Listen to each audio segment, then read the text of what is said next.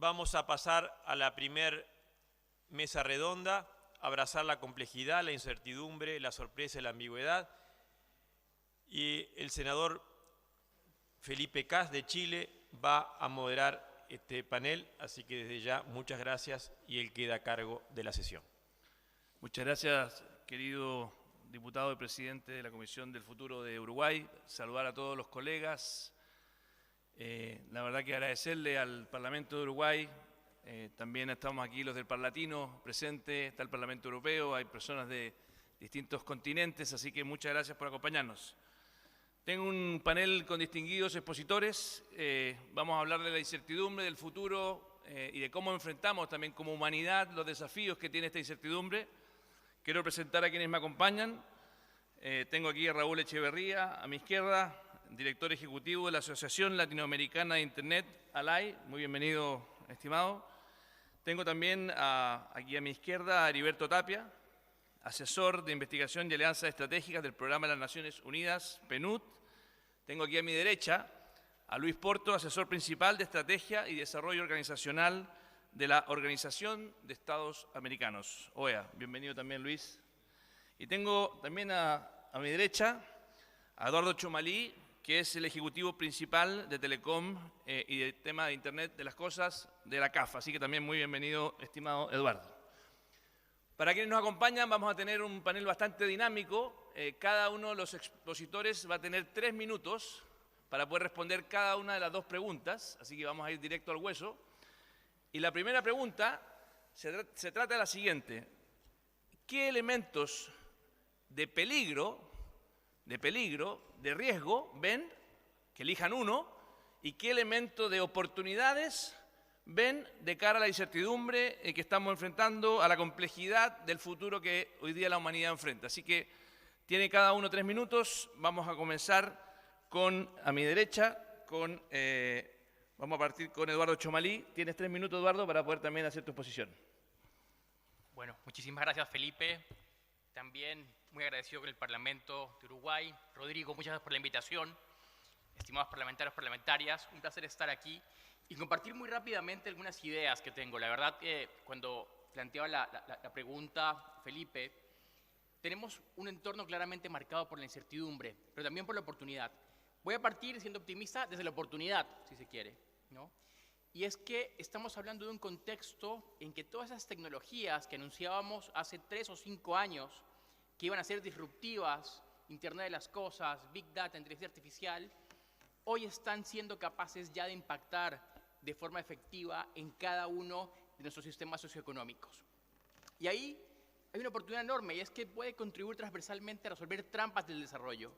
Temas como la productividad, por ejemplo, en nuestras economías, por ejemplo, tenemos un desafío fundamental, y es que nuestras pymes producen escasamente 1/3 de lo que hacen las pymes en países desarrollados.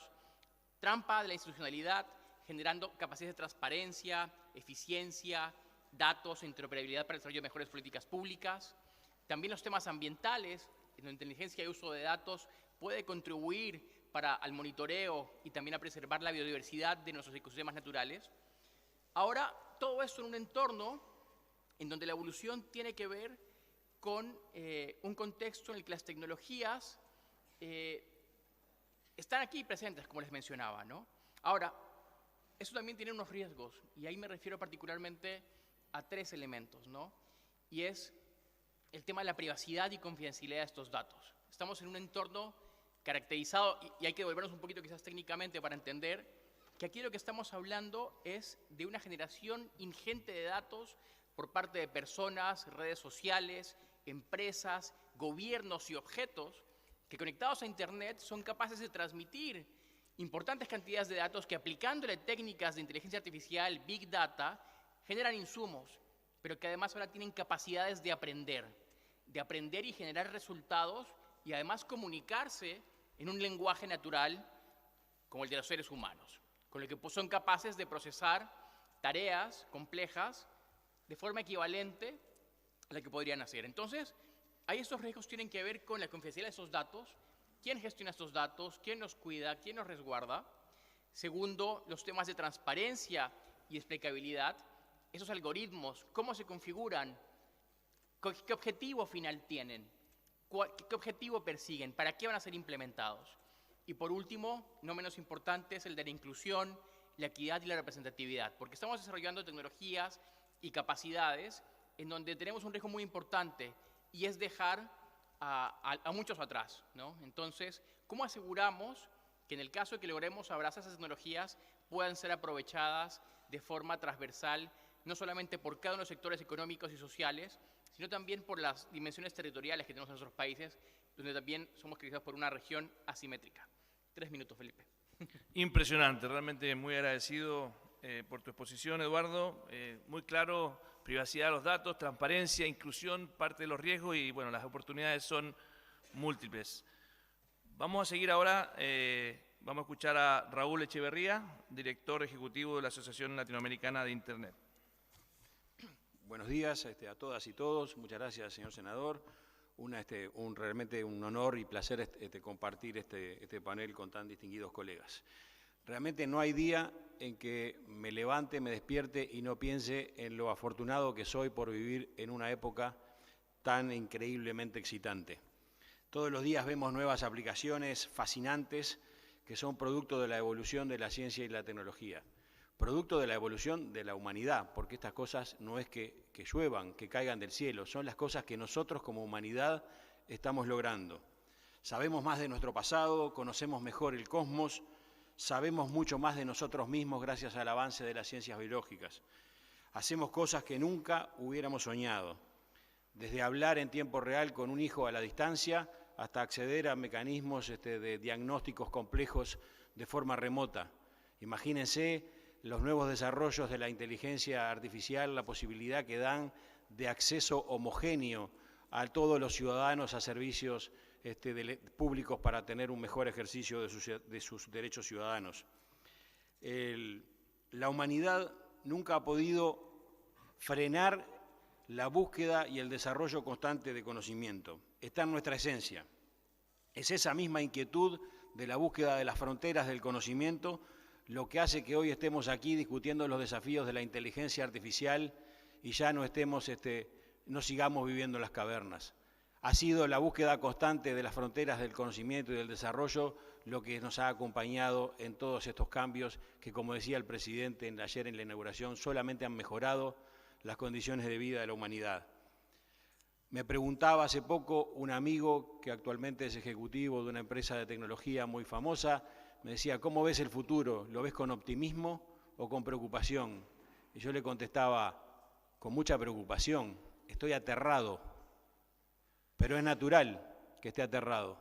Soy una persona ya de cierta edad que ha sido diseñada, educada, formada para vivir en un mundo que ya no existe. ¿Cómo no estaré preocupado?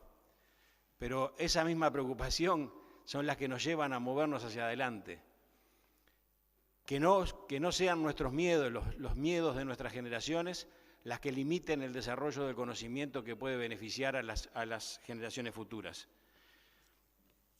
Cuando pensamos en esta región, que yo soy latinoamericano, represento una organización latinoamericana, decimos qué impresionantes oportunidades que se nos presentan. Cada vez que vivimos en momentos de emergencia de tecnologías tan disruptivas, tenemos que trabajar, perfecto, en atender nuestros temores, en atender las preocupaciones, en proteger los derechos de los ciudadanos y las ciudadanas, pero al mismo tiempo tenemos que ver cómo nos apropiamos de estas tecnologías para poder hacer mejor las cosas, hacer nuevas cosas y avanzar, acelerar nuestro desarrollo, para achicar las brechas con los países y las regiones más desarrolladas. ¿Para qué? Para el beneficio de todos nosotros, para el beneficio de la comunidad, de la sociedad. Entonces, esta es mi reflexión final. Necesitamos una agenda que proteja derechos, que trabaje en los derechos, en atender los temores, pero que esté focalizada profundamente en ver cómo aprovechamos las nuevas tecnologías para el beneficio de toda la humanidad, especialmente en regiones como la nuestra, que tienen desafíos enormes por delante de crear modelos de desarrollo más inclusivos para el beneficio de todos. Muchas gracias. Muchísimas gracias, Raúl. La verdad que me gusta mucho ese acuerdo de optimismo. Creo que si no les miramos el futuro con optimismo, nos vamos a quedar completamente paralizados. Y con respeto también, respeto y optimismo a la complejidad que vivimos. Ahora vamos a escuchar a Luis Porto, un muy destacado economista, asesor principal de la Estrategia de Desarrollo Organizacional de la Organización de Estados Americanos. Así que, Luis, te escuchamos. Buenos días, gracias y gracias, Rodrigo, por la invitación. No tengo que desearte éxitos porque ya fue un éxito y seguirá siendo un éxito el evento. Descontame esto de los 3 minutos, por favor. Gracias. Empecemos por lo negativo y después así termino con lo positivo. La inteligencia artificial cambia las fuentes de poder económico en el mundo. Aparecen nuevas fuentes de poder que antes no estaban. La información, la capacidad de computación, el talento, y aparecen nuevas élites y nuevas potencias. Cada vez que cambian las fuentes de poder en el mundo, pasan cosas. Entre la primera y segunda revolución industrial cambió el eje del mundo. Entre la segunda y la tercera revolución industrial hubo 2 guerras mundiales. Entre la tercera y la cuarta revolución industrial hubo una guerra fría y cayó el muro de Berlín. Estamos ya en la plena cuarta revolución industrial. ¿Cuál es el mayor riesgo? No lograr gobernanza global de lo que nos pasa entre la cuarta y la quinta revolución industrial. Ese es el mayor riesgo. ¿Cuál es la mayor oportunidad? Construir un futuro utópico. La inteligencia artificial nos puede servir para controlar el cambio climático.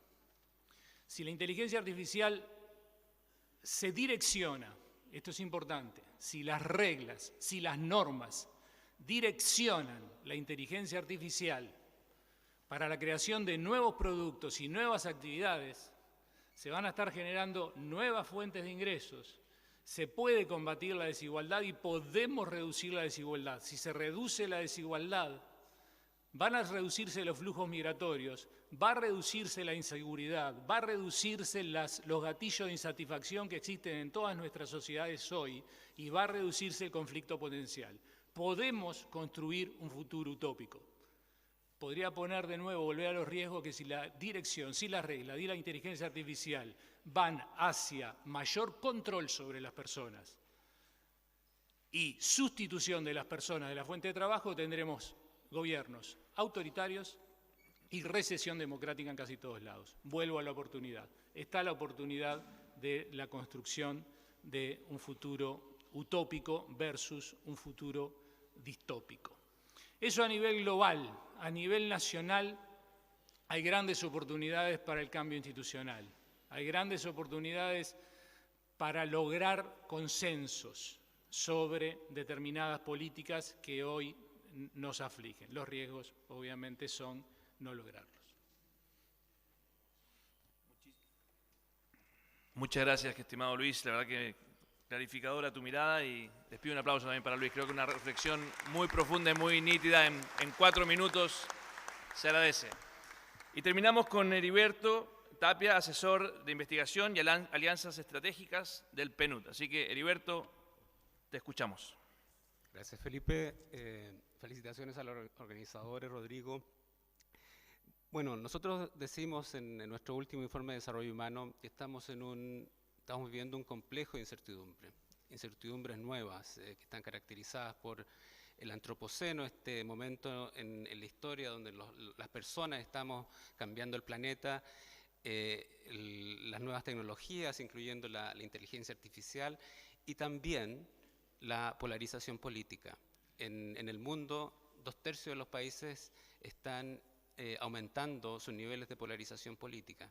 Y esto es importante porque precisamente cuando necesitamos estar más unidos para abordar los problemas que tenemos, estamos más divididos. Entonces, el principal desafío tiene que ver con esta especie de tormenta perfecta en donde estamos enfrentando incertidumbre, no la estamos procesando bien y esta incertidumbre nos está afectando a nosotros, las personas. En los últimos años, incluso un poquito antes de COVID, veíamos que las cosas venían mejorando aparentemente. Sin embargo, las personas se venían sintiendo inseguras. Nosotros hablamos de la inseguridad humana, que incluye la inseguridad ciudadana, pero también otros aspectos de la inseguridad humana. Y la inseguridad humana venía aumentando en la mayoría de los países del mundo, incluyendo algunos de los países más desarrollados. Entonces, cuando las personas se sienten inseguras, y eso lo documentamos en el último informe, aumentan su preferencia por las posturas más bien extremas, aumenta la polarización política, aumenta la justificación de la violencia como método de acción política, disminuye el apoyo a la democracia y eso dificulta los procesos de resolución de problemas. Entonces estamos en una especie de trampa y ese es el principal desafío. Ahora, ¿cuáles son las oportunidades? Bueno, que tanto el antropoceno, tanto el desarrollo de las nuevas tecnologías, tanto como el rediseño de nuestros sistemas políticos depende de nosotros. La gran oportunidad está quizás en esta sala, en nuestra habilidad de tomar el control de cosas que están controladas por seres humanos. Pero para eso necesitamos precisamente compartir nuestras experiencias, ver las cosas no solamente desde la perspectiva de nuestros países o de nuestro partido, sino desde el lente de la humanidad.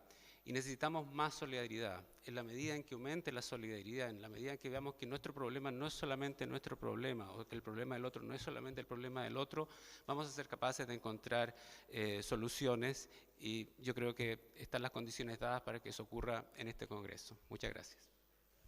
Muchas gracias. Les pido un aplauso para también Heriberto.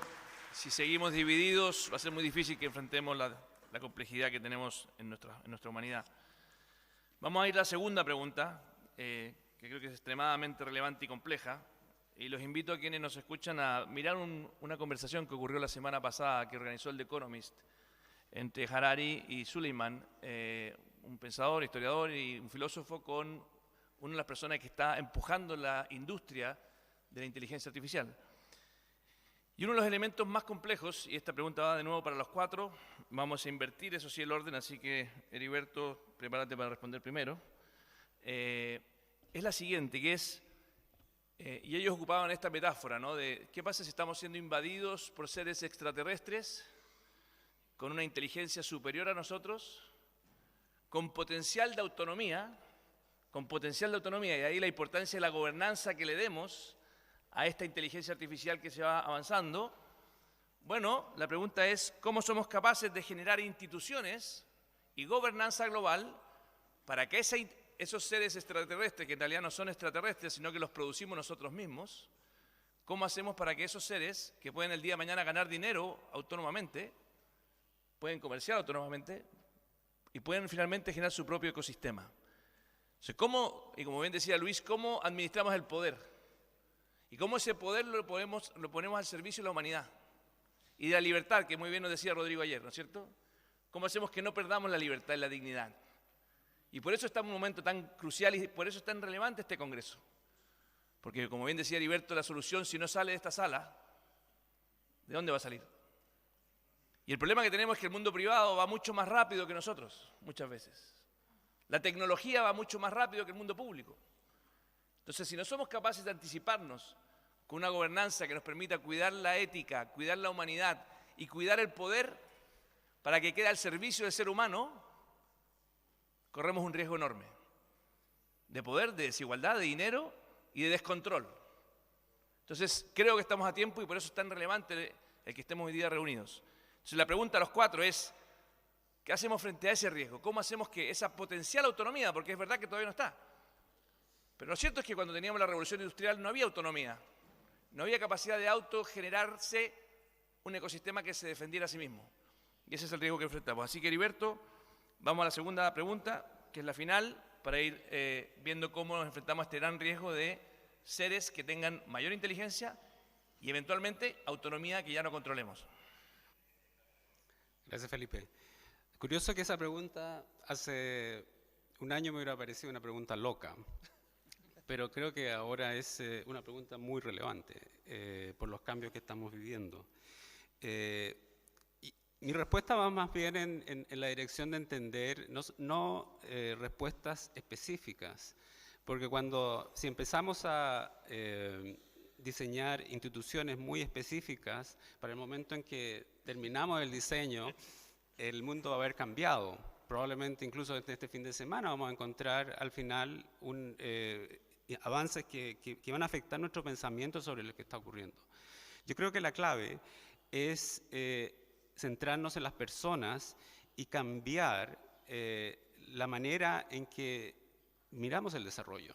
Y en esto tenemos que ser autocríticos. Yo soy de la Oficina del Informe de Desarrollo Humano. Nosotros publicamos cada año el Índice de Desarrollo Humano, que es multidimensional y nos permite ver qué pasa con los países, pero está descrito de una manera de que sabemos el punto inicial y el punto final. Sabemos que el desarrollo es ir del punto A al punto B. Ahora estamos en una situación distinta y tenemos que darnos cuenta que si seguimos viendo el desarrollo en términos de aumento en ingreso, aumento en productividad, ciertamente vamos a ser sobrepasados por este tipo de inteligencia.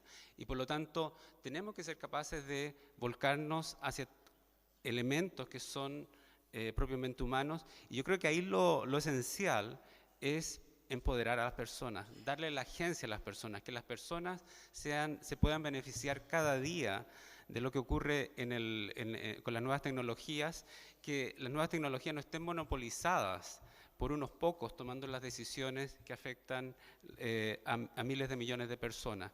Yo creo que el transformar a las personas, en lugar de que sean luego pacientes que tengamos que resolver sus problemas, los trastornos que están ocasionados por la tecnología, que sean agentes del cambio. Y yo creo que en eso es lo que el presidente habla de libertad responsable, que tiene que ser una libertad, pero con el poder de poder utilizarla para generar el cambio que las personas necesitan. Muchas gracias, Heriberto. Pido un aplauso también a su respuesta. Y seguimos con la misma pregunta. Ahora escuchamos a Luis Porto, que nos va a responder lo mismo. Muchas gracias. Me voy a tomar quizás medio minuto de la respuesta para explicar lo difícil que la pregunta. Porque cuando uno piensa en la autonomía, uno piensa, bueno, pues es fácil, ¿no? Si un auto autónomo le pongo la regla que no pueda cruzar con la roja y ya está. O sea, si se ponen reglas claras, no hay problema con la autonomía. Pero hay otra parte de la pregunta que es la que me preocupa, que es la interacción y el ecosistema que se pueden generar entre seres autónomos. Eso es básicamente lo que hacemos todos los días. Ahí se forman identidades, se forman creencias, se forman intereses. Y se forman, otra vez el poder, relaciones para determinar quién se sienta a la mesa para fijar las reglas. Porque una cosa es decir, bueno, fijemos la regla que no pueden cruzar con roja, y otra es, ¿y quién fija la regla? Y ahí tenemos un problema, y es que, en general, nadie se puede comprometer a fijar una regla que reduce su poder. Se llama problema de compromiso, eso en teoría de juegos. Y es lógico, nadie va a fijar reglas que reducen su poder. Entonces la única forma, y no tengo receta para generar instituciones, pero la única forma siempre es generar contrapesos. Cuando hay poder, existe la posibilidad de que exista poder sobre los demás. Ahí se terminó la libertad, ahí empieza la dominación, ahí empieza el autoritarismo. Entonces desarrollar contrapesos significa tener participación de todos los involucrados y darle voz. Para eso las organizaciones políticas tienen que llegar a las personas con capilaridad, tienen que llegar a todo el territorio para canalizar sus demandas, para canalizar sus expectativas y para poder responder a ello. Para eso tienen que responder sus expectativas y sus derechos. Y cuando estoy profundizando en cada uno de estos temas, estoy diciendo cualquiera sea la institución, tiene que tener principios democráticos. Porque es respeto a los derechos humanos, respeto a las personas, libertad de pensamiento, libertad de expresión. Las reglas tienen que ser democráticas. Si no, así como hoy hay grupos o élites que ostentan el poder y que quieren dominar a las personas, en el futuro se servirán de esos ecosistemas para seguir dominando. Muchas gracias, Luis. Un aplauso también. Muy lúcido, como siempre. Seguimos ahora con Raúl. La misma pregunta, Raúl. Muchas gracias, senador. Bueno, primero que nada, antes de hablar, quisiera aprovechar la oportunidad antes que termine este panel para agradecer nuevamente a la organización, felicitarlos y desearles mucho éxito en todas estas jornadas que quedan por delante y el trabajo futuro. La verdad es que todas las cosas que se han dicho en el panel hasta ahora me parecen interesantísimas, no veo grandes contradicciones, o sea que voy a tratar de no repetir todo lo que se ha dicho. Me parece, me llevo varios puntos y varias lecciones de esta conversación.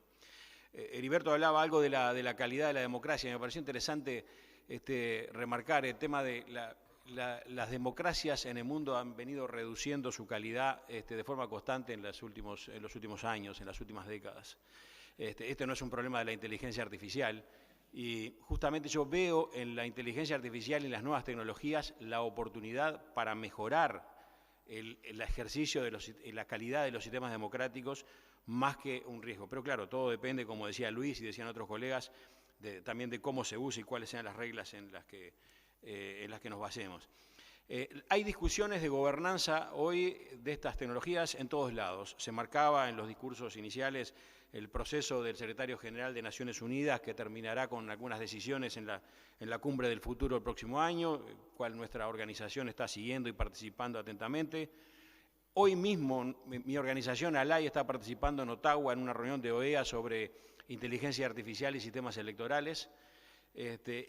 A partir de la semana que viene estaremos en Japón en el Foro de Gobernanza de Internet, en el IGF, discutiendo exactamente las mismas cosas. O sea, estamos muy comprometidos en la búsqueda de soluciones o de mejores modelos. ¿Cuáles son algunas de las cosas que se están discutiendo? Bueno, si miramos estas propuestas que se están elaborando hacia la cumbre del futuro del próximo año, hay una preocupación en que parece que las propuestas que emergen son propuestas de una gobernanza basada en un mayor control gubernamental. Yo creo, y grandes componentes, la mayor parte de la sociedad civil y del sector privado, que justamente tenemos que ir en el sentido contrario, en fortalecer los modelos de múltiples partes interesadas, como se dice en inglés, los modelos multi-stakeholder. Es la única forma de crear esos contrapesos de los que hablaba Luis Porto recién desde nuestro humilde punto de vista. Ahí hay un punto concreto hacia la gobernanza. Segundo, se ha utilizado mucho como modelo la gobernanza de la energía atómica. Nuevamente, gran discrepancia de mi lado. Creo que ese no es el modelo a seguir. Ese es un modelo que ha servido justamente para crear un modelo desigual en el mundo. Y lo que necesitamos son modelos de gobernanza más equitativos y más inclusivos que nos den la misma oportunidad a todos en el mundo de utilizar estas nuevas tecnologías para el beneficio de nuestras sociedades. Entonces ahí no hay un punto menor, no copiemos modelos de gobernanza sin un análisis profundo de qué es lo que estamos discutiendo. Estamos hablando de la utilización de tecnologías que pueden ser utilizadas o para aumentar esquemas de dominación o brechas de desarrollo o para generar modelos de desarrollo más inclusivos y más igualitarios. Así que bueno, tenemos un gran desafío por delante y creo que, bueno, espero que aquí de estas discusiones salga un poco de luz, no para solucionar los temas, sino para alimentar los debates que seguirán por un buen tiempo. Muchas gracias. Muy bien, muchas gracias, estimado Raúl. Y vamos terminando con Eduardo Chumalí, que fue quien comenzó. La misma pregunta, estimado Eduardo. Muchas gracias. Quiero hablar 10 segundos para traer un poco el contexto también en la región, ¿no? Y en el caso de América Latina y muchos de nuestros países también están caracterizados por diversas asimetrías. Entonces, esos contextos de implementación de las normas y marcos van a depender de cada país, ¿no? Si bien los principios generales que debemos revisar, por supuesto. Algunas líneas. Todavía, en el caso de América Latina y el Caribe, 1 de cada 3 latinoamericanos no accede a Internet. El 90% de las pymes que acceden a Internet, de ellas solamente el 20% utilizan Internet con fines productivos. Y solamente el 10% del comercio regional se cursa a través de canales digitales. Entonces, cuando uno comienza a hablar de esos entornos de autonomía, uno no puede desconocer las brechas que hay tan profundas a nivel de nuestros países, entre nuestros países y al interior de nuestros países, ¿no?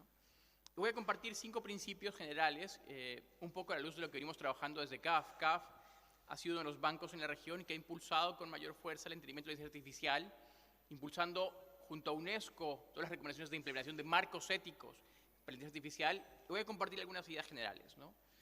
La primera de ellas es la oportunidad de establecer marcos legales y regulaciones que promuevan la innovación, pero que a su vez sean capaces de abordar los desafíos éticos y la responsabilidad vinculadas con la inteligencia artificial. Esto tiene que ver fundamentalmente con que se protejan los derechos de los individuos, que se garantice la transparencia y la rendición de cuentas de los sistemas de inteligencia artificial, que se fomente la equidad y la no discriminación en su implementación. Y aquí eso también tenemos que unos temas de marco, y es que cuando uno ve países de la región en América Latina y el Caribe, aún hay algunos que en su ley sectorial hablan del telégrafo, pero no mencionan a Internet. Entonces hay que actualizar nuestros marcos legislativos y regulatorios.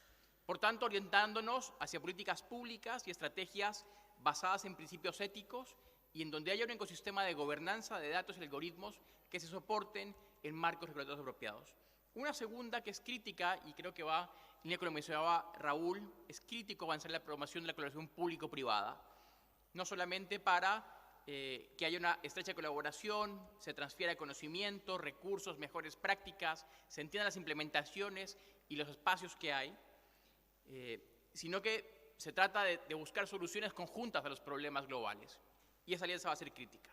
Un tercer elemento es la inversión en educación y capacitación. Y no hablamos solamente de la preparación de nuestros hogares, empresas y gobiernos para entornos impulsados por inteligencia artificial, sino también desarrollar habilidades técnicas como el pensamiento crítico, la creatividad y la ética para asegurar que haya una adopción responsable de estas tecnologías. La cuarta sería fomentar la transparencia y explicabilidad. Ya lo había dicho antes. Esta promoción implica de alguna forma garantizar que las decisiones tomadas por los algoritmos sean comprensibles y puedan ser explicadas y entendidas por las personas que son afectadas por ellas. Y por último, la quinta, que seamos capaces de establecer mecanismos de evaluación y supervisión. Instituciones sólidas deben implementar mecanismos efectivos que permitan hacer, si se quiere, auditorías periódicas, evaluar impactos sociales y éticos de tecnología y tomar medidas correctivas cuando sea necesario. Por último, son principios globales que, de nuevo, son acotados y en donde tenemos el mayor desafío en establecer un equilibrio entre fomentar la innovación, que es necesaria, pero también preservando y cuidando los derechos. Muchas gracias. Muchas gracias, Eduardo. Yo quisiera hacer una conclusión breve de lo que hemos discutido y ya para poder seguir avanzando en el programa, estimado presidente. Lo primero que creo que es muy relevante, y creo que el Parlatino, el Parlamento Europeo, la Organización Interamericana Internacional de Parlamentarios y este Congreso, tenemos que entender de que lo que está en juego es el sujeto central de preocupación, que es la humanidad, el humanismo. O sea, es tan profundo que la pregunta filosófica más central de todo este debate es, bueno, ¿para qué estamos aquí? ¿Para quién trabajamos? ¿Quién es nuestro sujeto de felicidad, de preocupación, de trascendencia? Y es el humanismo. Si alguien cree que no, es legítimo, pero por lo menos no vemos la pregunta más profunda que hay de fondo. Podemos incluir incluso, hay un debate muy fuerte con el tema de cómo hemos tratado a nuestra tierra, a nuestros animales y todo lo que tiene que ver con la naturaleza. El cambio climático nos está hablando también. Pero lo que quiero transmitir es que es muy relevante que a tiempo entendamos quién se sienta a la mesa, como decía muy bien Luis, para poder generar las reglas del juego que nos permita cuidar esa ética y ese sujeto. Porque va a llegar un minuto donde el sujeto no va a ser tan evidente quién es quién. Y esa autonomía o esa eventual autonomía, si no nos adelantamos, podemos empezar a pensar de que en realidad el sujeto ya no es el que creíamos que era el importante. Y creo que esa pregunta en sí misma es bastante difícil. Incluso como bien decía recién Heriberto, hace un año estas preguntas parecían una locura. Yo decía, esto es ciencia ficción, eran las películas que yo veía de niño y que en realidad no tienen sentido. Hoy día sí tienen sentido. Y lo más complejo es que el mundo privado va avanzando muy fuerte. Hay empresas muy potentes hoy día que están desarrollando y que muchas de ellas sí son responsables. Pero hay muchas otras empresas pequeñas o incluso en el fondo la tecnología se está haciendo muy asequible a grupos que están atomizados. Grupos atomizados que incluso no vas a poder controlar.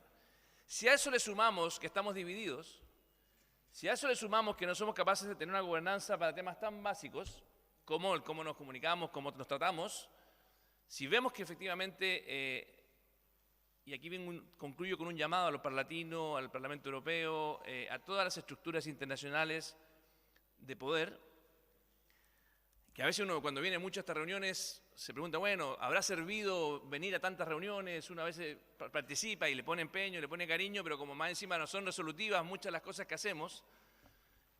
Bueno, yo creo que hay que tomarse en serio, presidente de la Comisión de Futuro y que nos convoca a este Congreso, el que tal vez debiéramos empezar a pensar de que estas organizaciones internacionales en esta materia pueden cumplir un rol insustituible. O sea, me cuesta imaginar otro espacio donde se pueda avanzar en forma real, con tecnología de punta, y no para hacer, como bien decía Heriberto, una institución que ya queda obsoleta, sino para hacer un proceso continuo de instituciones vivas que en colaboración con el mundo privado nos permitan mantener esa libertad, mantener al ser humano en el centro, mantener la humanidad en el centro y no enajenarnos y de repente darnos cuenta que llegamos demasiado tarde. Así que muchas gracias a todos y gracias a estos espléndidos panelistas por habernos ilustrado en esta mañana. Muchas gracias. Gracias, senador Felipe Kast, gracias a los panelistas. Y ya vamos pasando al segundo panel, que lo va a coordinar la señora Kim Oborne.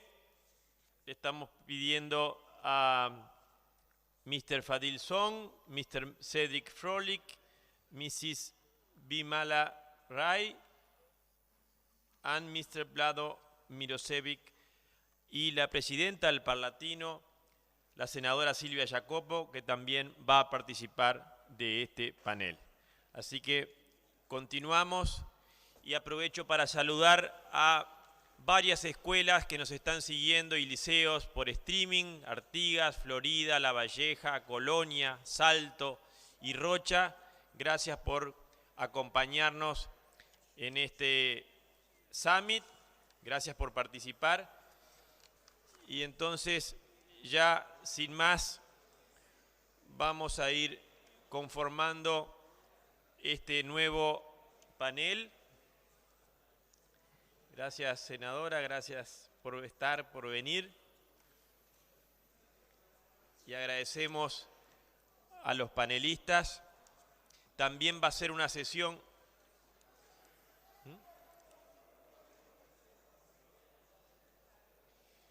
Estamos con un minuto, le pedimos al servicio médico. Vamos a esperar que un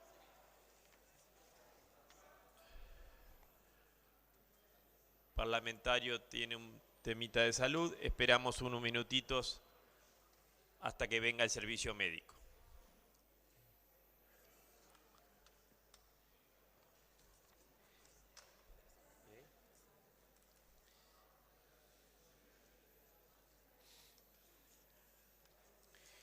Como les decía, mientras atendemos esta situación con un señor parlamentario, vamos a esperar unos minutitos que el servicio médico pueda atender al señor parlamentario.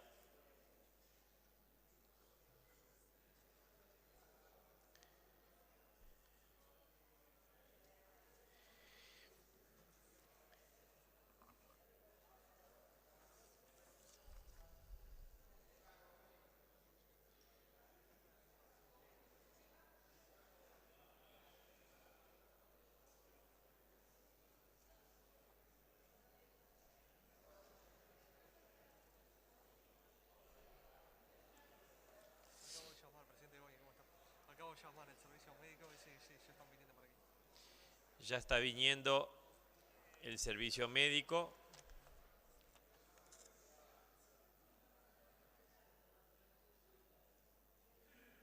Así que vamos a pedir esperar unos minutitos.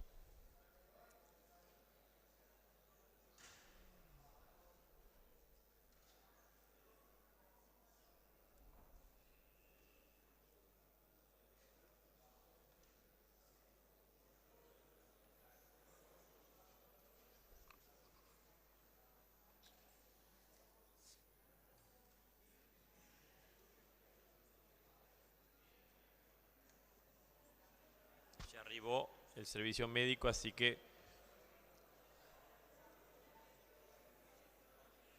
vamos a permitir el trabajo que corresponde.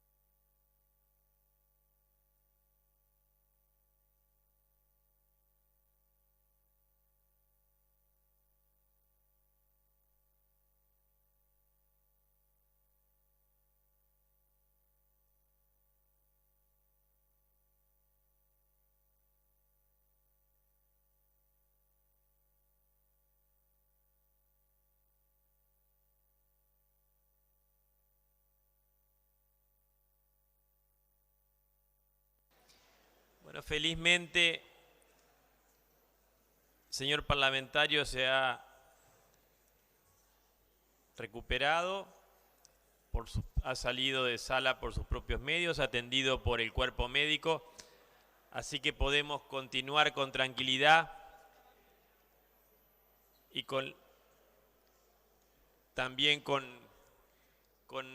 la buena noticia de que ya nos hemos recuperado de esos problemitas de salud.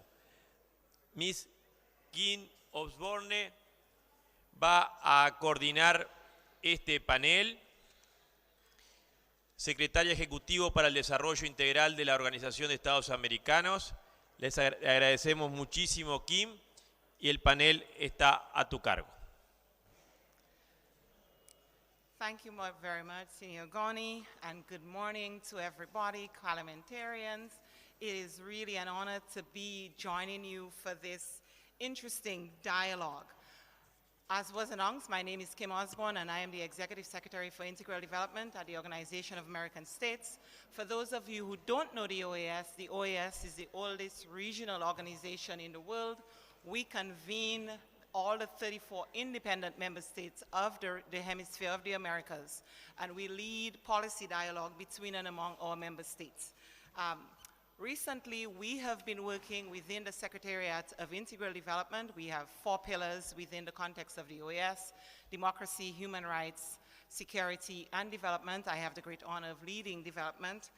We have been doing within the context of development, we've launched an initiative called Prospecta Americas, which is an initiative on foresight, where we are now working on opening 10 centers of excellence on transformative technologies to bring together existing capabilities, share expertise, look at multidisciplinary resources among governments, the private sector, academia, to identify and map future trends and technological developments in the Americas that directly impact our lives and livelihoods, the lives and livelihoods of our people. So we now have centers of excellence on blockchain in Hidalgo, Mexico. We will open robotics in Barranquilla, Colombia, artificial intelligence in Chile, transformative technologies on the circular economy in Cordoba, Argentina, on the blue economy in transformative technologies for oceans and the blue economy in Brazil, and the list goes on. And so we are onboarding a number of centers of excellence to work with providing the data that our policymakers need, the information that they need to guide their decision making on those transformative technologies. But enough about us. I am joined here today by a distinguished group of panelists, and I would like to introduce them to you. Mr. Mark Angel, Vice President of the European Parliament, Mr. Fadi Son, House of Representatives of Indonesia, welcome. Ms. Bimila Rai Paridal, Representative of Nepal, House of Representatives of Nepal. Mr. Andrew Williamson from the IPU, who's joining us remotely, and he's a researcher on the Center for Innovation in Parliament. And Ms. Sylvia Giacopo, President of PAL Latino. Welcome to our distinguished panelists. And we'll delve right into the panel. I will give each panelist 3 minutes to respond. I very much want to leave some time so that we can interact a little bit with the panelists, hear from you as to what your thoughts are. If you have any questions and comments that we'd like to share, we certainly would like to hear from you. So, to begin, I would like to give the floor to my extreme right, each panelist to please introduce yourself, tell us the primary challenge that you face in integrating technologies into your parliaments and parliamentary work. I know that everybody has lots of challenges, but if you could tell us one primary challenge that you have in terms of integrating technologies. And so I will start with Bimala, if you could, please. Good morning, everyone, and namaste from Nepal. I am member of parliament from Nepal. Nepal is bordered with 2 giant countries, India and China. Both are very advanced in terms of technologies. But when you talk about Nepal, we are not yet up to there in the use of technology. Best part of, rather than talking to challenge, first let me talk about the best part of my parliament.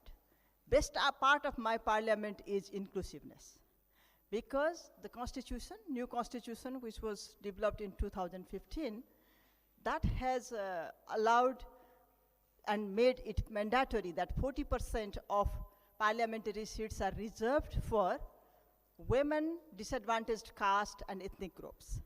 That means 40% of the member of parliament come from remote districts, come from women and those who are marginalized from historically. That means, in one way, the inclusiveness is strength in my parliament so that people can represent and voice the concern of their constituencies. On the other hand, when we talk about integration of technologies in parliament, it creates a challenge because there is a huge capacity gap. There is a huge variation among the member of parliaments about the exposure to the technology, access to the technology, and capacity of using the technologies in parliamentary work. Access Internet is not accessible to all.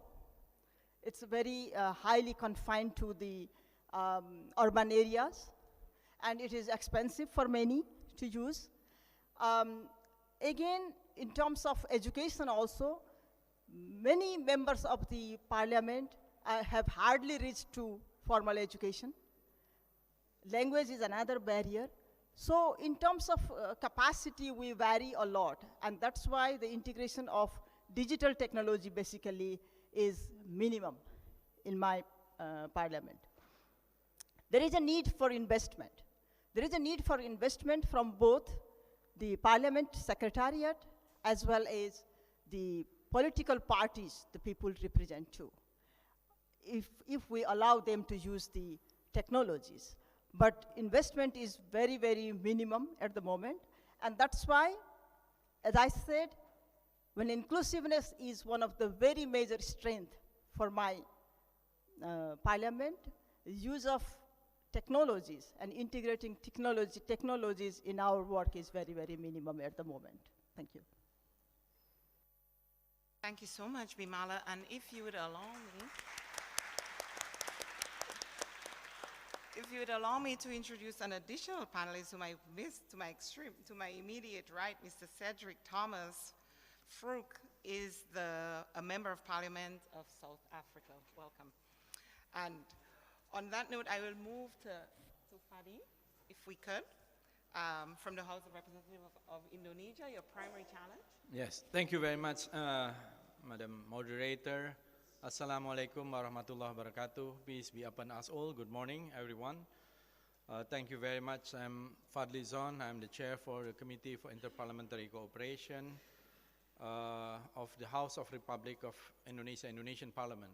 So to answer your question about the primary challenges of integrating technologies into parliamentary work based on our experience in Indonesian Parliament, of course, we indeed encounter several challenges as we navigate the intricate path of integrating technology into our parliamentary work.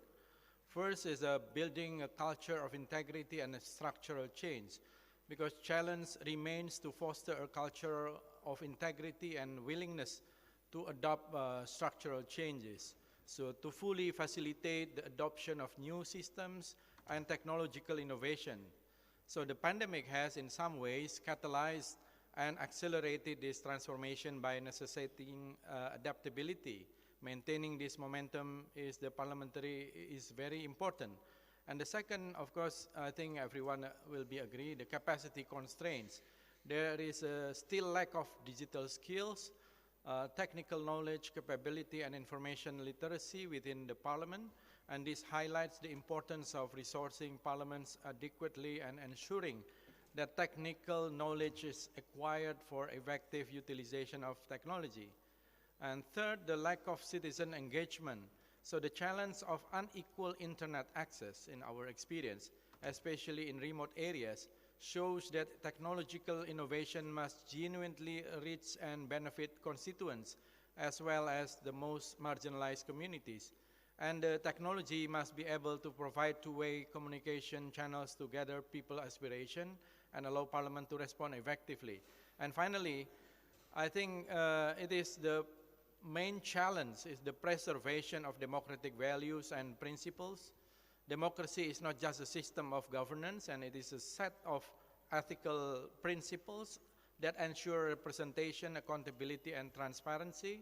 And embracing technology must never compromise these foundational values. And in this regard, it is important to ensure data privacy and security, to maintain public trust and safeguard individual rights, bridge digital divide, ensuring equal access to technology, strengthen cybersecurity, and fight against misinformation that can endanger the integrity of our institution, and vigilant in addressing the algorithmic bias to ensure fair and equitable decision-making within our parliaments. Thank you. Thank you. And to Cedric, if you will. And good morning, honorable members, ladies and gentlemen. I must preface my input by stating that South Africa is a constitutional democracy, and as such, the public have the right to be consulted and to be involved in the lawmaking process. As such, any systems that Parliament implement in the field of big data and technology must be aligned to the Constitution and two very important legislative frameworks.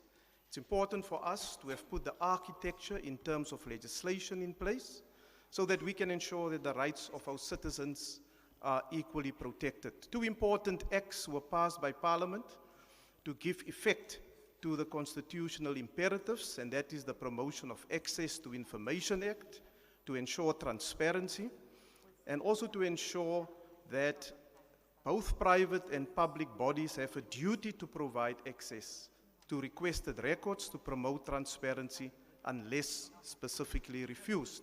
The second act is the Protection of Private Information Act that protects private citizens from their data and information being abused from whichever quarter. The basic premises that the South African Parliament moves on is that data and information is seen as a strategic asset in Parliament to address the triple challenge of poverty, unemployment, and inequality. And by saying this, we are very conscious of the big urban and rural divide that is still prevalent in our country and the challenges that our poor people have in terms of accessing technological innovations. The development of big data and an analytics technical platform to make the qualitative shift towards outcome and impact-driven data analytics, insights, and effective decision-making is currently what we are focusing on. We have put a number of systems in place over the years and policies that is being developed, but now we must find out how we're going to use this big data to improve the lives of our people. The technology component, what we have discovered, is the easiest. It's easy to find the technology, since the tools and the platforms are already there. However, what we are now paying a lot of attention on is the aspects of data governance, data management that includes ethics as to how the data is being used, new skills for staff that is working there, reskilling of existing staff, and how and who will be using the tools that will be at their disposal. In conclusion, we need to have a very good understanding of the sources of the structured as well as the unstructured data that's available to mitigate against fake news, false information, and simply information being dumped. Because your sovereignty is not protected necessarily, because anyone in the world can dump information which may be fake in your country that can cause instability. Thank you very much.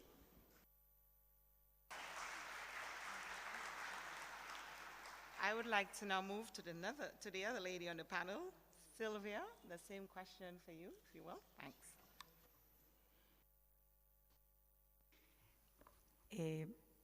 Soy Silvia Jacopo, senadora por la República Argentina y presidenta del Parlamento Latinoamericano y Caribeño, que es el organismo parlamentario más antiguo de nuestra región, puesto que el próximo año cumplimos 60 años de existencia. Y nuestra misión con los 23 países que conforman nuestro Parlamento es trabajar en forma continua por la defensa de la democracia y el bienestar de los habitantes de nuestra región. Y este tema es el gran tema del momento. Por lo tanto, uno de los objetivos que tenemos como mesa directiva y que fue esto sociabilizado con los parlamentarios que componen los trabajos en las comisiones, es la armonización legislativa y en esa armonización legislativa, cuáles son las dificultades que tenemos que vencer con las nuevas tecnologías y los cambios y desafíos que se nos presentan. Una de esas dificultades es la resistencia al cambio. Y en esa resistencia al cambio, en la innovación permanente de la oferta, en la vertiginosa movilidad que tienen los avances tecnológicos, es un valor poder tener y trasladar y promover a los parlamentarios el adaptarse para tener el valor de afrontar esos cambios y estar a la par. No un paso adelante, porque sería imposible con el avance tan vertiginoso, pero sí no estar atrás, prepararnos y ser permeables para poder transitar a la par y poder ayornarnos y tener el nivel de adaptabilidad, de flexibilidad para poder acomodarse a los contextos y las herramientas que traen aparejadas las nuevas coyunturas. Para nosotros es fundamental entender esto y estamos trabajando para esto y para lograrlo, para hacer en esta casa parlamentaria el ámbito para que puedan nutrirse los parlamentarios de todas las herramientas que hoy tenemos al alcance. Muchas gracias, Silvia. Over to Mr. Mark Angel. Mark? Thank you very much, Kim, for the moderation and for the questions. You asked me to introduce myself and then talk about the challenges. So I'm the Vice President of the European Parliament, one of them, and in my portfolio I am responsible for STOA, which is the Science and Technology panel to analyze the future of science and technology. I also am responsible for ESPAS, the European Strategy Analysis System, but I'm also chairing the working group, ICT working group.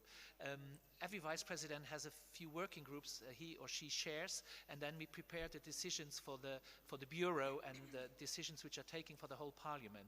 So we, as the European Parliament, we're quite advanced already in introducing technology in our parliamentary work, and during COVID we were also very reactive, and it even enhanced the new technologies in our daily work, and we are very committed to we have a big project which is called e-legislative to really promote this and to make the work of our members, but also of our assistant and the whole staff of the parliament easier. So we have a big Director General which is treating with ICT, and I have to overlook that, and we discuss the challenges. Some of the challenges also coordinating with our other European institutions, such as the European Council, the European Commission.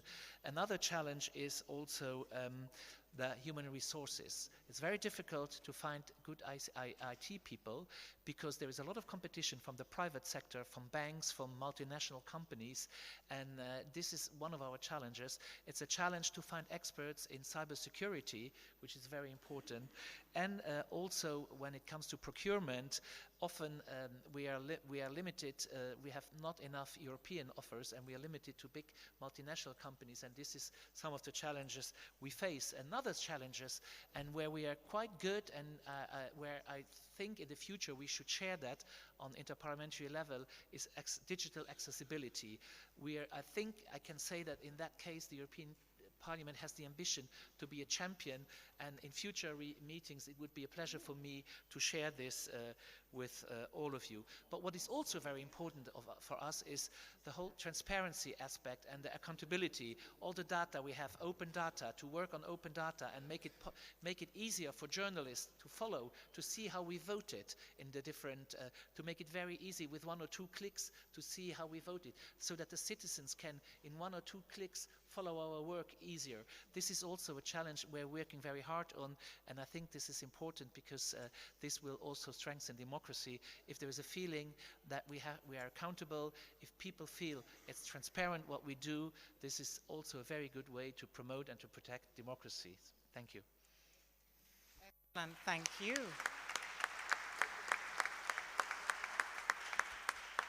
We are joined at the table now by Mr. Vlade Milosevic, Deputado from Chile, representing Panamericas.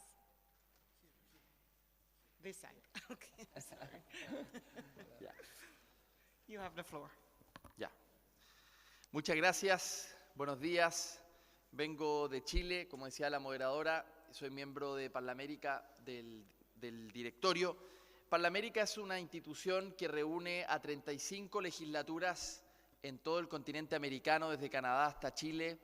Tiene 21 años de existencia y somos una institución creada por parlamentarios para producir diplomacia parlamentaria. Tenemos 3 grandes temas que nos convocan. El primero es Parlamento abierto, accountability, participación, datos abiertos, democracia, profundizar la democracia. El segundo es cambio climático y el tercero es igualdad de género. Esas 3 agendas son las principales en Parlamérica.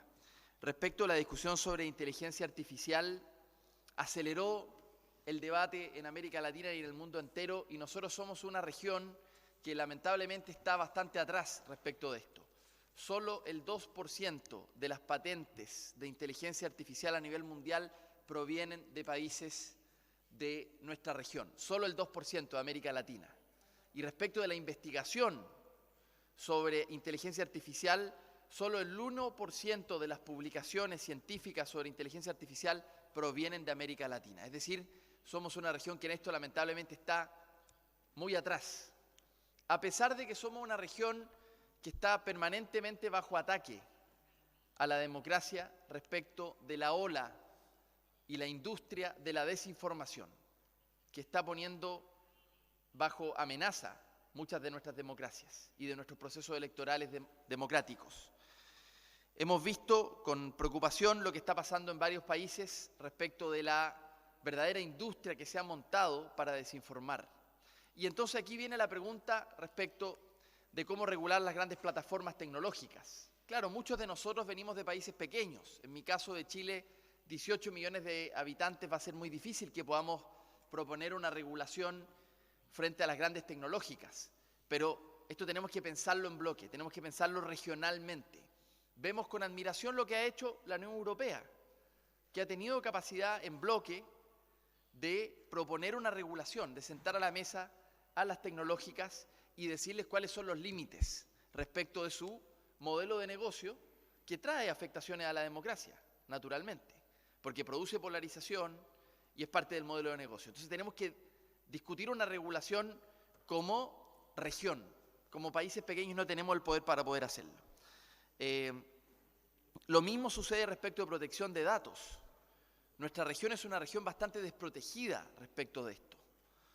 Los consumidores, nuestros ciudadanos, están desprotegidos respecto de sus propios datos personales. Sin embargo,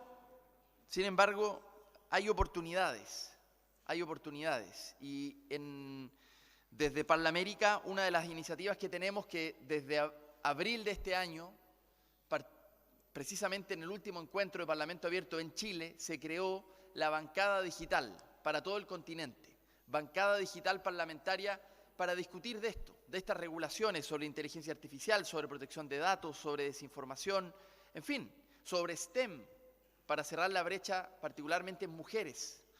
En fin, hay que hacerse cargo, voy terminando, hay que hacerse cargo de las continuas declaraciones que han dado muchos fundadores, incluso de la inteligencia artificial, en donde piden suspender el avance de la tecnología hasta que los políticos, nosotros, los gobiernos, los parlamentos, no tengamos la capacidad de dar una regulación segura.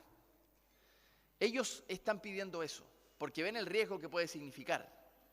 Están pidiendo que los políticos regulemos la inteligencia artificial. De lo contrario, la amenaza es brutal. Vean ahí la declaración de aquellos que han desarrollado precisamente la inteligencia artificial. Nos están advirtiendo. Bueno, termino diciendo que en Chile estamos promoviendo un programa para formar 100.000 programadores tecnológicos, dado que en América Latina hay una vacante de 1 millón de empleos de programadores. 1 millón de empleos para toda América Latina. En Estados Unidos tienen lo propio, ¿no? 1.300.000, esperando esos puestos de trabajo por alguien. Entonces ahí hay una tremenda oportunidad, también de justicia social, a través de la economía digital. Queremos formar 100.000 programadores en 6 años en Chile, esa es nuestra meta. Gracias, moderadora. Thank you so much. Appreciate it. And finally, we're going to incorporate technology into this. I would like to introduce or to have Andrew joining us online. Andrew, the floor is yours. Thank you, Madam Chair, and it's very nice to join you this morning. I hope you can hear me. I'll just make sure that I'm not talking to myself. Okay, that's a good sign. It's interesting reflections from the other panelists, and they've talked about specific institutions. I'm going to talk a little bit more generally, so it's quite hard for me to say this is the challenge, but from the research that the Centre for Innovation in Parliament has done, from the work that we do with parliaments around the world, the issue really comes down to the speed of change. We're looking at a number of technology waves that have hit not just parliaments, but society over the last 10, 15 years. And we can see them coming. We've seen social media and the challenges that that's presented in terms of how do parliaments work on social media, but also the disinformation and the negativity that has come through it. And the forces for useful sharing of information, but they're also forces for abuse and negativity.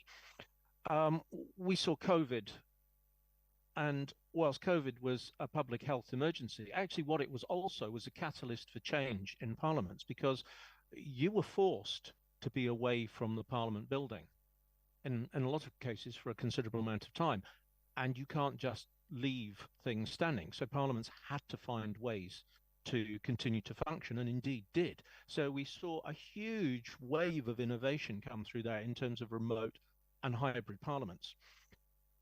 And now we're seeing the same with artificial intelligence. There's another wave. And behind all of this, we're seeing issues with cybersecurity, greater demands for public participation, but the challenges that brings in terms of equitable access.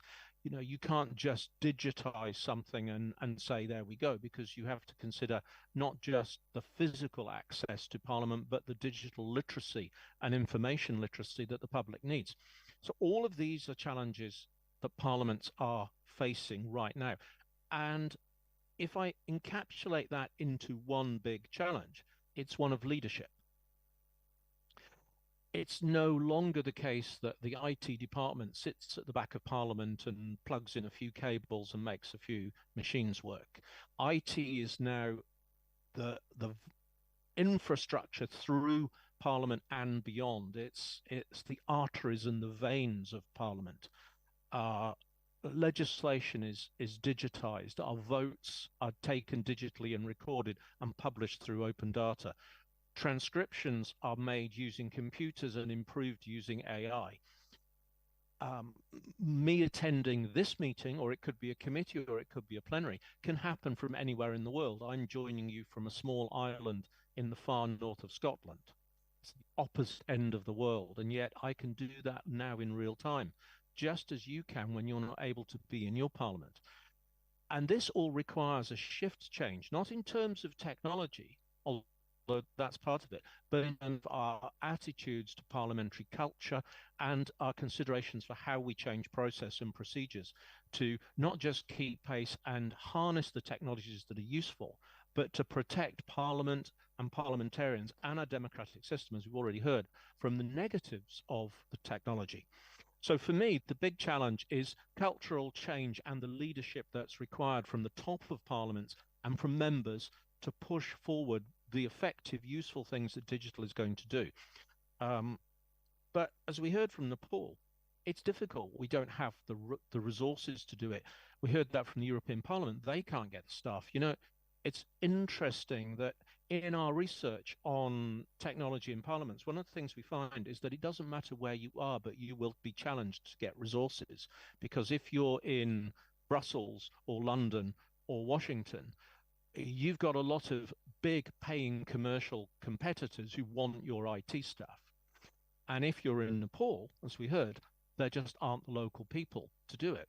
So how do we manage this? As we're getting more technologically advanced and technology is becoming more embedded, those are things we have to overcome. It adds to the cost. It creates challenges for resourcing, and it presents issues in terms of security and the protection of information, but it offers huge challenges. So I'll leave that with you for the opening statement. We have to build a culture of parliamentary culture embracing technology for the benefit of our democratic systems. Thank you. Thank you very much, Andrew, for that. So in this round, we've heard issues of access, of resourcing. We've heard issues of resisting change, adaptability, the need for digital literacy, leadership, the challenge of human resources. So there's a myriad of challenges that we face within the parliamentary system. In the interest of time, Mr. President, I'm not sure how much time I have. Do we end at 10:45? Yes? Okay. Fantastic. So in the interest of time, I think we're going to go right into the elephant in the room, which is artificial intelligence, right? And so I want to pose this question to our panelists. We know that generative AI is presenting us with unique challenges in terms of policy making. Parliaments have a critical role in ensuring that our society benefit from AI, but also mitigate the risks of AI. How should parliaments approach this? And I have a few questions. Should governments regulate AI now with the existing level of development? Are there voluntary industry guidelines and standards that are sufficient? What incentives should parliaments consider to develop and promote talent and investments in AI? And what are the essential infrastructure that we should deploy to ensure the most vulnerable people who require special protection are indeed protected? So I know this is a mouthful if you can treat with one or the other, but we really want to treat with particularly the issue of regulating AI and how do we feel about that issue. I will start with you to my left. Yes, thank you very much again for this excellent question. Of course, in the European Union, we want to regulate artificial intelligence, and we are working on the Artificial Intelligence Act, which is the first, world's first comprehensive artificial intelligence law. And this is very important because we want to create the best conditions for the development and the use of this innovative technology. There's a lot of chances, a lot of benefits, so it's important to talk about benefits before we talk about the risks. We need to have a positive narrative on this, so it can help us in providing better health care to our citizens. Artificial intelligence can help for better and safer and cleaner public transport, more efficient manufacturing, cheaper and more sustainable energy. So there's a lot of potential there, and we shouldn't shy away from that. But on the other hand, there's also some risks, and therefore it is important that AI systems, this is what we want in the European Union, that they are safe, that they are transparent, that they are traceable, and non-discriminatory and environmentally friendly. We have to, the question of bias was already raised before in the panel before. This is also very important to make sure to avoid bias in artificial intelligence. So that's why, and we are working on it, the Commission, the European Commission, which is the executive, came out with a proposal. The Parliament has worked on it. We finished our report. The Council has finished their, what we call general approach, and now we are in the trilogue negotiations between Parliament, our co-legislator, the Council, and the Commission to finalize this. And the Parliament even has strengthened this law, and also especially when we talk about employment, to make sure that also trade unions and workers' representatives and social partners have a say when a company uses artificial intelligence to see. And a very practical example on other legislation we do, apart from the Artificial Intelligence Act, is the regulation, the directive to protect platform work. In platform work, and this is something we cannot stop, it's very important for our economy, this technology of the 21st century, but often labor law from the 19th century. And here we work on this platform economy, and we want to protect the people who work in that economy. For example, there was this famous case of an Italian rider. He came with a pizza on the back on the bike, hit by a car, he was dead, and the other day in his mailbox was found an email that he was fired because the pizza did not arrive. And this is something we do not want, that algorithms fire people or decide on. We need this human touch, and therefore it's important to regulate, to have a little risk. We have in our regulation unacceptable risk, high risk, limited risks, and the degree of regulation depends on the degree of risk. Sorry for having been too long. No, absolutely, that's fine. Thank you so much. That was pretty comprehensive. Sylvia, I'd like to go to you. ¿Qué piensas? Sí, lamentablemente, como lo dije, los parlamentos, como de costumbre, venimos tarde. Más allá de los beneficios que la inteligencia artificial pueda traer aparejada, su uso nos presenta muchas preguntas en el aspecto social, en el aspecto ético y económico, y debemos actuar en forma rápida y eficiente, y todos nos debemos sumar y asumir las responsabilidades que tenemos como parlamentarios en estos temas y poner límites, porque los derechos de las personas están en riesgo. También la infraestructura crítica, la educación, los recursos humanos, el orden público y también la gestión que debemos hacer con los temas migratorios y la migración forzada, que es uno de los grandes temas que nos interpelan ahora a los parlamentarios de todo el mundo. Las imágenes, la difusión de las imágenes falsas, creadas a partir de las aplicaciones basadas en la inteligencia artificial, pusieron en alerta sobre los riesgos de la manipulación hacia la opinión pública y los potenciales peligros que ello implica para nuestras democracias. El uso de esta inteligencia artificial nos interpela y presenta preguntas en el aspecto ético, social y económico. Considero que hay que abordar estos temas, tanto ayornarnos y ponernos y actualizarnos a trabajar en el tema, pero regular. Y regular, así como hablábamos de las oportunidades que teníamos como Parlamento Latinoamericano y Caribeño en esta región, y el Parlamento Europeo lo está haciendo. Nosotros tenemos que avanzar. Y desde Parlatino estamos trabajando para darles el ámbito para poder tener estas discusiones en forma inmediata.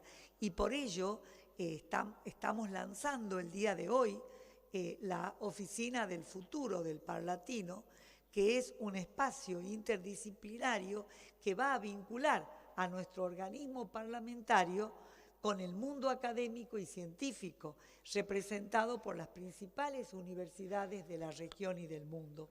Este es un gran aporte, y si bien esta oficina se concibió tomando como referencia general la Comisión del Futuro del Parlamento de Uruguay, que es una comisión modelo a la cual agradezco el apoyo incondicional del Parlamento y el Gobierno de Uruguay en esta iniciativa, de Chile y del POST, la Oficina de Ciencia y Tecnología del Parlamento Británico. Su constitución es ad hoc en virtud de las necesidades de nuestro organismo y de los recursos con los que nosotros contamos. Su objetivo será nutrir de información científica sobre las diversas temáticas a través de los papers muy concisos y con un lenguaje muy claro a las diferentes comisiones y órganos que trabajan en Parlatino, así como a los países miembros y a los países observadores, para que puedan acceder a todo este material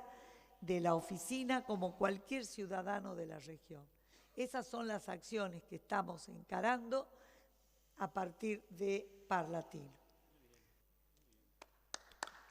Gracias, Silvia.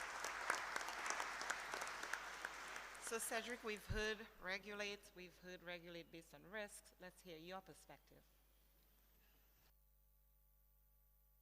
The biggest risk that we have identified in South Africa is captured in an article that was opined on in African continent, what we call the dawn of artificial imperialism. Unless we at a multilateral level of the United Nations and also correctly at the IPU, you will find that unless we regulate and put the basic norms, principles in place, you could lead to more inequality in the world between the rich countries and the poorer countries. The reality is is that we come from parliaments at different levels of development as far as our countries are concerned. So that is the one risk. But there's opportunities. We must not completely ignore the advantages associated with it, but we must customize this new development, this new innovation, as to how, firstly, we as parliamentarians can benefit from it, to improve our work, to analyze all this data, ultimately to take better decisions that will benefit the citizens of our country and to keep the governments more accountable. The reality is that governments, private sector is there, governments follow, and parliaments are right at the bottom due to certain resource constraints. Thank you very much. Excellent point. Thank you so much. And I'd like to move to Fadi, if you could share your perspective with that one for us. Thank you. While I think it is essential for governments to foster innovation and allow technology to flourish, it is equally important to ensure that AI systems are developed and used responsibly, of course, and the existing level of development of generative AI indeed calls for regulatory measures. However, it is crucial to strike the right balance between fostering innovation and safeguarding against potential harms. And regulatory frameworks should also be flexible, adaptable, and well-informed by ongoing technological advancements. And parliaments should consider a multifaceted approach to incentivize talent development and investments in AI-driven sectors. So this includes creating a conducive ecosystem through tax incentives, research grants, and collaborative between academia and industry. And in addition, also fostering AI education at all levels and supporting research and development centers can help nurture skilled workforce. So encouraging public-private partnership can also attract investment and promote AI innovations. But to protect society from potential AI-related risks, we need to identify key areas and demographics that require special attention. Critical infrastructure such as public healthcare, finance, and transportation also should have robust safeguards in place. Sectors that heavily rely on AI, such as autonomous vehicles and healthcare diagnostic, demand rigorous oversight. And vulnerable populations, including children and elderly and marginalized communities, need protection from AI potential bias and algorithmic discrimination. So it is the responsibility of parliaments in our discussion in Indonesian parliament to enact legislation that ensures fairness, transparency, and equity in AI systems. And one example of the sector that needs protection or support is our micro, small, and medium-sized enterprises. Thank you.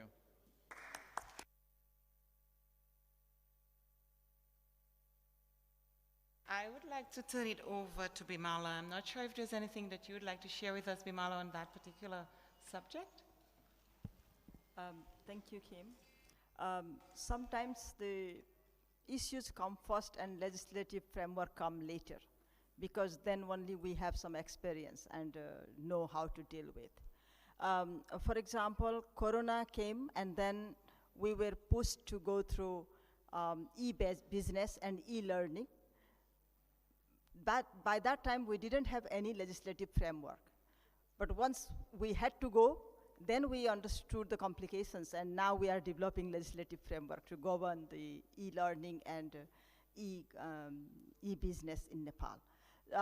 Similarly, the AI at the moment, on your question about should government regulate AI now, for me, as AI development currently stands, monitoring and awareness, I believe, is more important in order to sustain growth within the field. However, regulations should begin to form within the discussions of parliament for the protection of society, for which regulations are needed. They can be implemented efficiently across the sectors when it is needed. So monitoring agency may be mobilized beforehand, for AI poses significant threats to personal privacy and ethical morality. In order not to restrict growth, perhaps the regulation must not be applied currently at the moment, but wait and see how it goes and make regulations ready to be implemented whenever needed. Such a time can be identified via a thorough monitoring of the processes. In terms of whether the voluntary industry guidelines are sufficient for regulation, for me, the voluntary industry guidelines are rarely sufficient to enforce ethical standards. Technical fields advance in such a rapid fashion, it's difficult to even keep up sometimes. So we have to be very cautious, and that the technical industries must be regulated to an extent with general data protection and such measures. So we make a regulation, the voluntary, it's very difficult that we can ensure the protection.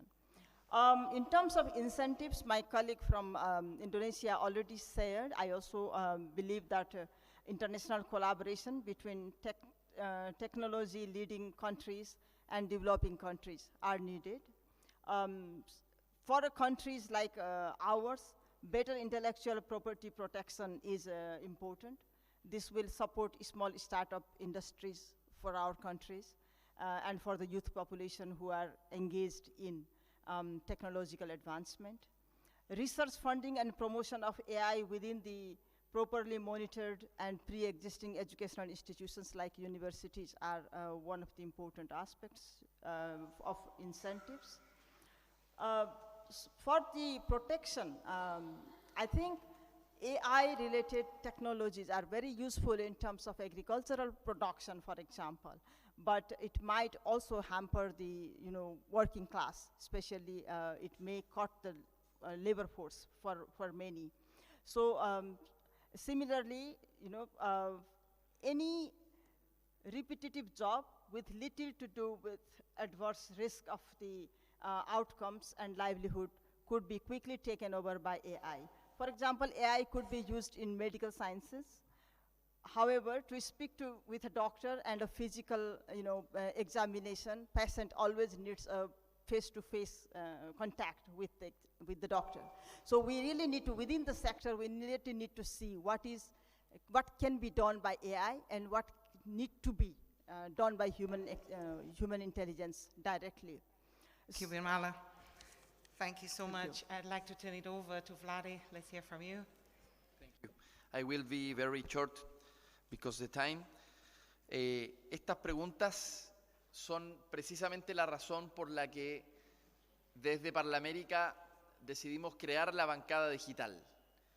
Porque la bancada digital que surgió en abril y que lidera el senador Puig, se trata justamente de una comunidad de aprendizaje, una comunidad de prácticas, en donde lo que queremos es ver cómo ir regulando y cuál es el justo equilibrio en la regulación. Solo quiero poner un ejemplo muy concreto de una experiencia que ojalá se pueda replicar por América, pero también por el resto del mundo, respecto de una iniciativa en Chile ya aprobada, muy transversal de izquierda a derecha, termino, respecto de regular neuroderechos. Es decir, fue el primer país en el mundo en regular neuroderechos. Se entiende por neuroderechos ese espacio de soberanía personal en donde el ser humano puede tomar libremente sus decisiones sin manipulación externa de las neurotecnologías. Es decir, estamos resguardando un espacio de autonomía personal versus el avance de la tecnología. Eso se puso finalmente en la Constitución chilena. Entonces creo que iniciativas como esas pueden ser replicables, ¿no? Lo dejo hasta acá por el poco tiempo que ya nos queda. Gracias. Muchas gracias. And online, I would like to give Andrew a chance to chime in. Andrew? Thank you. Yeah, and that's an interesting discussion, isn't it? I mean, what we're talking about here is something we don't understand because it's evolving so quickly. So there's a temptation to think we have to legislate, but there's also a risk that if we legislate too precisely and specifically, the technology, the AI, will escape around it. So there's a couple of things that we have to do, and we do have to legislate at some point because there are some serious negative implications, and we also want to promote the positives, as we've heard. But what legislation is already there that will work to protect us from the negatives of AI. So copyright law, is it up to date enough? Is it up to speed to consider how AI is being dealt with in terms of copyright and things like fair use? What's the balance between voluntary industry standards and legislation? There's a continuum that we have to move along, and we don't know where that point of balance is at the moment. We don't want to over-legislate, but we also don't want to leave the gate open. And the problem is complex. It's not solvable by one country. The UK, Chile, Nepal cannot pass a law and fix the negatives of AI. The whole thing is global and amorphous. So we have to work together. It has to be an interparliamentary conversation at the highest levels to decide where the lines in the sand are about what is reasonable with AI, how we deal with deep fakes and disinformation. And we get into some really scary areas very quickly. So AI-controlled weapons, leave that one sitting on the table. There's a lot of conversation about that at the moment in certain fields, how AI can manipulate cybersecurity. So there are some serious challenges, but also we don't want to limit the opportunity.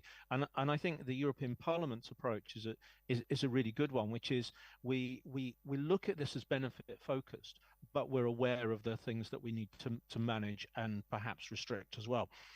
And above all, we have to remember that we're talking about AI as a technology, but its impact is not technical, it's social, it's societal.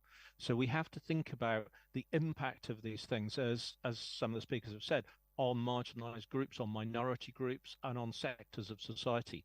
So it's a big subject that we can't just say, yes, legislate, but we have to be having conversations about. Fantastic. Thank you so much for that. And we're fresh out of time. I apologize. We won't have time for questions. But before we close, I would like each of our panelists to give us one word call to action. Your one word call to action.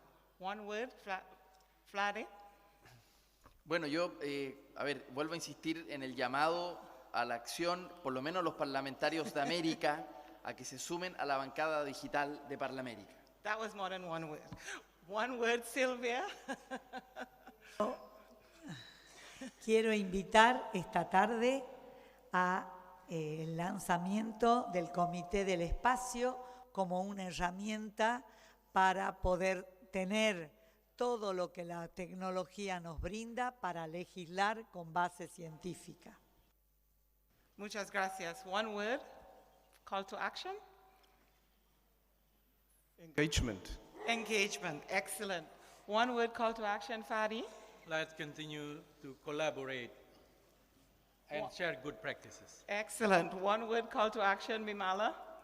For me, it's awareness, basically. Fantastic. And so, Andrew, it's up to you. What is your one word call to action? Well, I like the ones we just had, so I'm going to bring them all together and say leadership. Excellent. Thank you so much to everybody. Thank you for your time. Thanks to our panelists. We're fresh out of time. Hopefully the conversation can continue during the coffee break. Thank you. Gracias a todos. Ahora vamos a hacer un coffee break, 15 minutos, y después venimos con el panel con los líderes tecnológicos. El board de Parlatino va a tener su reunión en el Ejecutivo, les recordamos, y después tenemos los lunch, como les había dicho al comienzo.